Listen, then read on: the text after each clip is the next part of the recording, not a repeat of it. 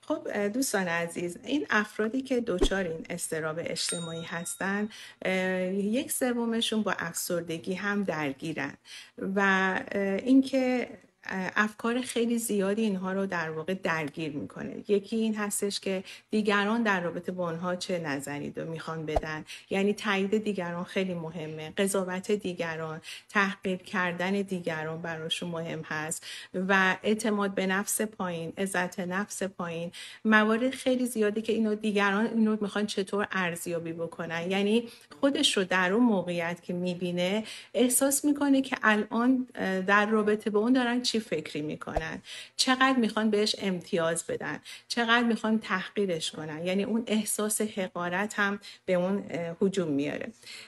مسئله دیگه این هستش که خب این افراد چون از دوران کودکی، از گذشته اومدن که با یک سری مسائل روبرو شدن، حالا چه ژنتیکشون چه مسائلی که با زندگیشون بوده، در واقع اعتماد به نفس کافی ندارن.